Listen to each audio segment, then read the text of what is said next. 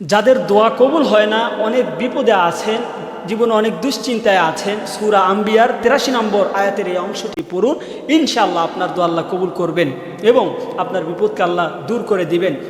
আমরা আল্লাহর কাছে চাইতে জানি না, আমরা আল্লাহর কাছে চাই না। বিপদে পড়লে অমুক নেতা যে টাকাওয়ালা পয়সাওয়ালা তার কাছে দৌড় দেই, মনে করি সে বিপদ উদ্ধার করে ফেলবে। আসলে দেখা যায় কোনো মানুষের তেমন কোনো কাজে আসে না। আল্লাহ তাআলাই বিপদ দেন, তিনিই বিপদ থেকে মানুষকে উদ্ধার করেন। তাই আমরা কোরআনুল কারীমের এই আয়াতটি পাঠ করব। এই আয়াতের অংশটি পাঠ করলে আল্লাহ তাআলা আমাদের বিপদ আপদ, রোগ মুক্তি সহ যত রকম পেরেশানি আছে তিনি চাইলে সব দূর করে দিতে পারেন। রব্বি আন্নি মাসানিয়াদ দুররু ওয়া আনতা আরহামুর রাহিমিন, অত্যন্ত গুরুত্বপূর্ণ একটি আয়াত।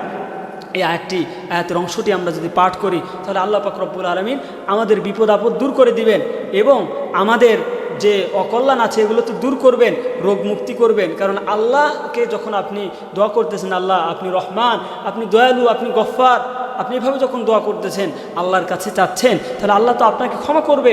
আল্লাহকে যখন আপনি রহমান বলছেন, আল্লাহর কাছে রহমতের ভিখারি হয়ে আপনি আল্লাহর কাছে রহমত কামনা করছেন, আল্লাহ তো এতটা নির্দয় নয় যে আল্লাহ আপনাকে রহমত করবে না। দুনিয়ার মানুষের কাছে চাইলে মানুষ অসন্তুষ্ট হয়, মানুষ দিতে চায় না, কিন্তু আল্লাহর কাছে না চাইলে তিনি অসন্তুষ্ট হন। তাই আল্লাহর কাছে আমরা চাই, আল্লাহর কাছে দোয়া করি। এই আয়াতটি আমরা নিয়মিত পাঠ করি, রব্বি আন্নি মাসানিয়াদ দুররু ওয়া আনতা আরহামুর রাহিমিন, সূরা আম্বিয়ার ৮৩ নম্বর আয়াতের এই অংশটি আমরা পাঠ করব।